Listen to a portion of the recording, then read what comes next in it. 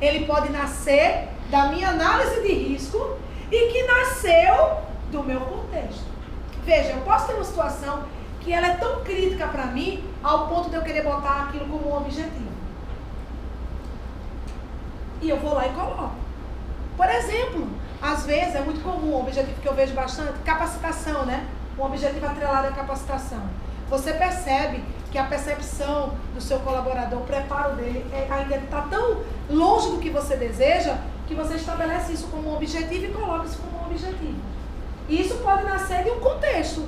Vocês estão avaliando o contexto interno e estão percebendo que o nível de qualificação do colaborador é muito baixo. Então você vai lá e bota isso como objetivo. Então façam sempre o caminho contrário também, né? Todo objetivo vai ter nascido ou da política ou da análise de risco, que veio do contexto.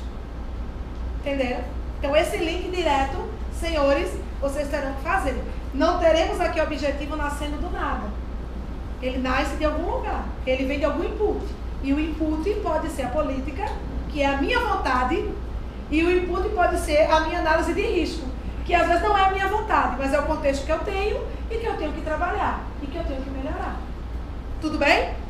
Bom, diante disso, a gente vai para o 7, requisito novinho também. Aqui a gente vai ter algumas boas novidades. Quando a gente fala de apoio, aqui somente um adendo. Se vocês forem consultar a norma no inglês, o termo é suporte. A ABNT, ela conseguiu, junto com a ISO, trocar essa palavra, porque ela entendeu que a gente tem uma nomenclatura aqui no Brasil mais para chamar a área de apoio do que a área de suporte. Suporte a gente chama muito a TI, né? A área de suporte é TI. E as outras áreas são área de apoio. Então ela conseguiu. Essa tradução provavelmente será a mesma da 45.001, já que isso foi um acordo para todas as normas a partir de sua tradução aqui no Brasil. Então lá vocês vão ver no inglês suporte, aqui no Brasil a gente vai usar a palavra apoio, tá? Bom, recursos. Quando a gente fala de recursos, a norma traz a necessidade de nós termos recursos para fazer o sistema rodar. O primeiro recurso que a norma traz são as pessoas. E aí ela divide isso de maneira espetacular, porque ela traz o que ela chama de competência e o que ela chama de conscientização. Vamos dividir isso, vamos entender essa diferença. O que é a competência? É aquilo que, se eu não tiver, eu não posso realizar a minha atividade de maneira segura. Não é verdade? Estou olhando aqui, estou tentando deletar a qualidade da minha vida, porque vem a qualidade aqui, né? Mas na segurança é isso. Eu só posso subir em altura se eu tiver competência. Não é verdade? Se eu tiver o treinamento, e a INR ainda manda ter o ASO certinho, né? Feito pela Cruzmed, né? Vou vender o peixe da minha amiga. O treinamento você faz na qual segue e o ASO na Cruzmed, não é verdade? Então, é um conjunto desses dois elementos. E aí, é claro, um procedimento, uma rotina segura, enfim. Aí é o aspecto já operacional voltado para a organização. Mas, enfim, a competência aqui é aquilo que eu preciso ter para fazer. E aqui a norma vai dizer para a gente que essa competência vai estar amparada em 3 pilares. Quem lembra? Educação, treinamento e experiência. Da 14.001 sumiu a habilidade. Da 9 também. E na 45.001 a habilidade não aparece, né? Então, se eu tenho lá uma função, eu tenho um operador de empilhadeira, qual é a competência que eu tenho que garantir dele? Eu vou definir. E onde a gente define isso? Na maioria das vezes, ou numa matriz, ou na própria descrição de carga. Então, olha, para ser operador de empilhadeira, tem que ter no mínimo 2º grau, tem que ter o curso de operador de empilhadeira, tem que ter 6 meses de experiência.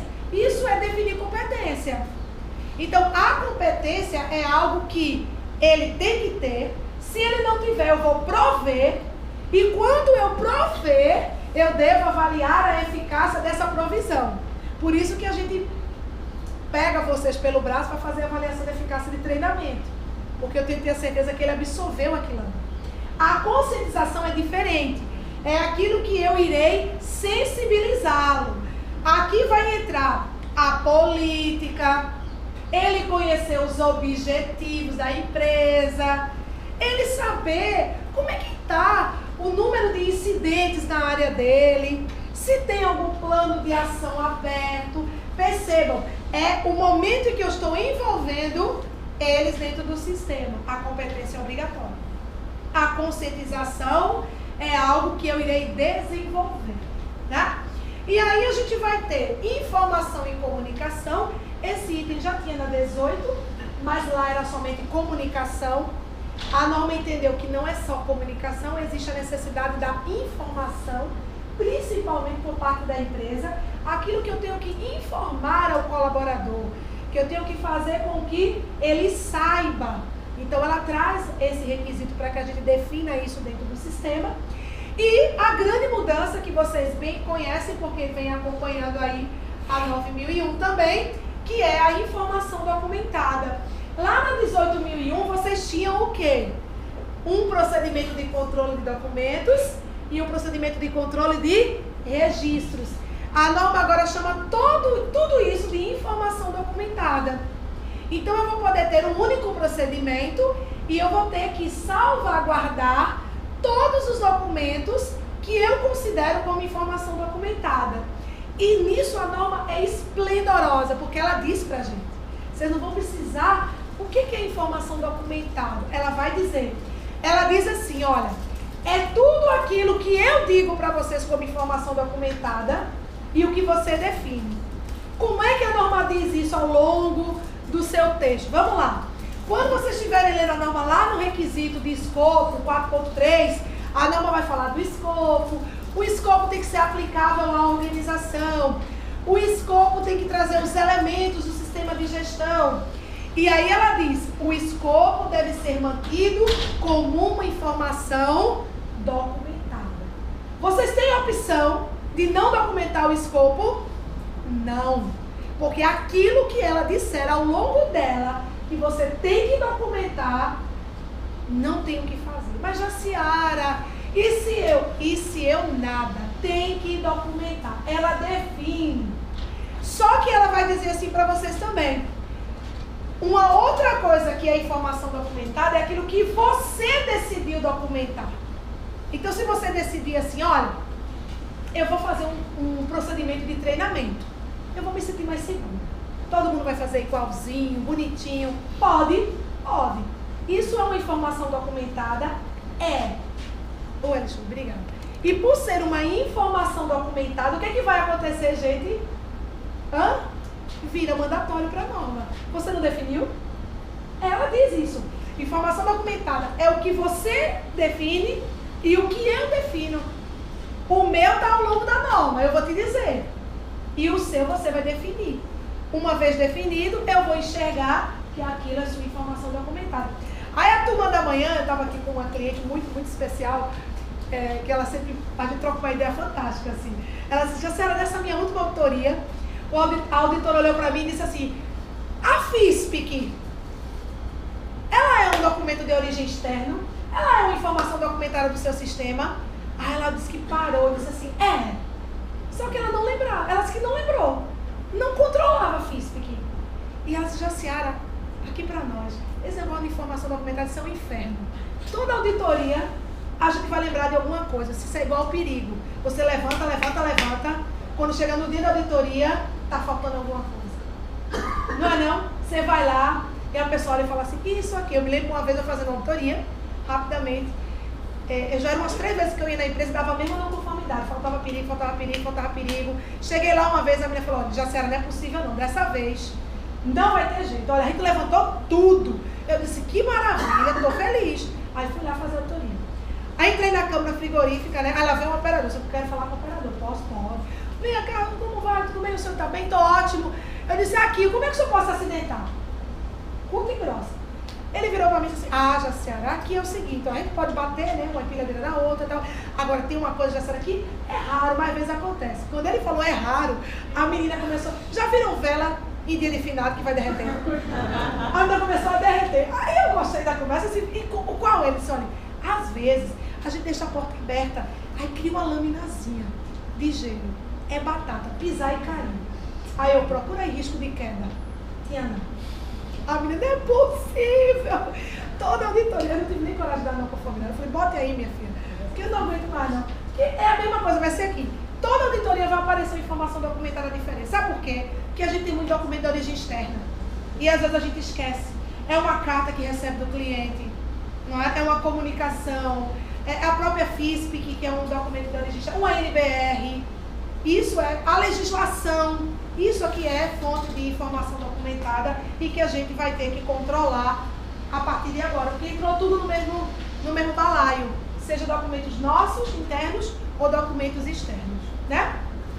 Bom, vamos falar do requisito 8, operações. Esse requisito, ele tem algumas particularidades e é dentro dele que eu vou fazer algumas considerações para vocês, tá? Porque o que acontece? Vamos lá.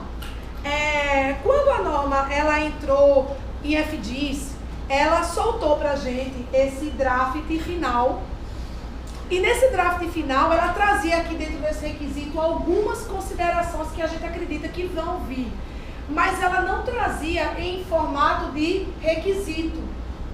E como lá no site da ISO só tem os requisitos, o esqueleto, que é esse aqui, a gente fica se perguntando se aquilo vai vir ou não. Acreditamos que sim. Porque, em via de regra, como eu falei para vocês, no estado de FDIS a norma não muda muito. Então, o que a gente vai encontrar dentro desse requisito? Primeiro, o controle operacional. Lembra dos perigos? Quando a gente levanta os perigos na OSAS, o que a gente faz com ele? A gente pega, levanta o perigo, não é? A gente aplica a hierarquia de controle. O que é hierarquia de controle? Primeiro eu vou tentar eliminar o problema. Não consegui. Vou tentar substituir o perigo. Não consigo. Vou para uma proteção coletiva ou de engenharia. Não consigo. Vou para um controle administrativo, um procedimento, uma rotina. E por último, o API. Essa não é a hierarquia? Aqui a hierarquia vai aparecer da mesma maneira. Nós vamos gerar os controles olhando para o perigo, seguindo a mesma hierarquia. É o que vai aparecer aqui dentro desse requisito geral, né? E aí vocês vão ter um requisito específico, onde a norma vai dizer como deve ser essa hierarquia, que é essa sequência que eu trouxe para vocês. Elimina, substitui, controle de engenharia, administrativo e por último o API. Ou um conjunto desses controles. Porque eu vou ter situações que eu vou ter as duas coisas. Eu posso ter uma proteção coletiva, mas eu também tenho um API. Não é? Eu posso ter o controle de engenharia e o API. Então isso pode.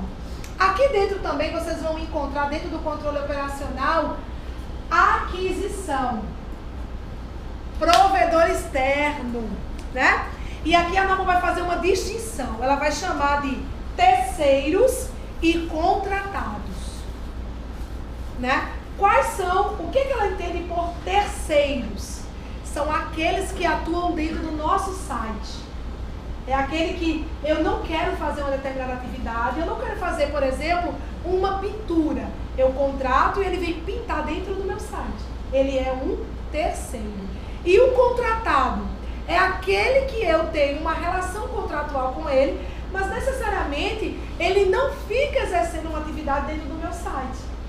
Por exemplo, vocês me contratam para ir dar um treinamento, eu não vou exercer uma atividade na área, no processo. Eu vou vir dar o treinamento e vou embora. Eu sou uma contratada. Ela faz essa distinção. Por que ela faz essa distinção? Para ajudar vocês a estabelecer controles diferentes, né? Por quê? Porque o controle para o terceiro, ele tem que ser muito maior. Ele está dentro da tua casa. A regra é de quem? É tua. Alguém que já deixou o vizinho entrar na sua casa, no seu sofá branco e derramar Coca-Cola? Não. Na verdade, não. A casa é tua, né? Então, ele segue a tua regra, né? Então, ela faz essa distinção para nos ajudar a estabelecer controles diferentes. Controles com maior criticidade para um terceiro do que para um contratado. Tudo bem? E aí, é claro, se tudo isso que a gente fez aqui, ó, nós planejamos os nossos controles, implementamos os controles, eles estão lá funcionando, mas um belo dia algo dá errado. O que é que eu tenho? Preparação e resposta à emergência. Olha a nossa brigada entrando em cima. Não é? Então, o que acontece? O controle, ele serve para quê? Para manter o risco, como o próprio nome já diz, controlado. Vou dar um exemplo aqui, me perdoe, não tenho nada a ver com o time de futebol, tá certo? Mas um leão, um tigre, pronto, para ninguém brigar. Um tigre, ele é um animal selvagem, concorda? Não é verdade? Agora, ele dentro de uma gaiola, a chance dele pegar a gente não é menor, porque ele está sob controle. Ele solto aqui nessa sala, ele ia correr atrás da gente. Ele com fome, pior ainda. Imaginou? Ele solto e com fome. Então, o controle é aquilo que eu faço para manter aquele meu risco sob controle, né? E aí, algo pode dar errado. Quando dá errado, o que é que a gente vai ter? Preparação e resposta às emergências. É o nosso querido procedimento ou manual de emergência que vocês bem conhecem nas organizações, onde lá vai constar todas as emergências possíveis e que resposta eu dou quando aquilo acontece. Tudo bem? Agora pensa comigo. Vamos lá, Jaciara. Eu tenho a minha planilha de perigos, não tenho? Nós falamos que os perigos estão atrelados às atividades rotineiras, não rotineiras e também às atividades emergenciais. Então, a primeira coisa que a gente precisa pensar é que se eu tenho um perigo lá atrelado a uma emergência, essa emergência tem que aparecer no plano de emergência. Isso é uma não conformidade tão comum, minha gente, que vocês não imaginam. Eu vou dar um exemplo muito simples. Você põe lá que tem trabalho em espaço confinado. É esporádico, é não rotineiro, mas é uma atividade possível. Aí eu digo, ótimo, perfeito, vamos lá? Qual é a resposta que você tem para uma emergência com espaço confinado? Aí você vai no plano de emergência e aquilo não aparece. Você tem resposta? Não. Ou seja, eu não tenho 8.2.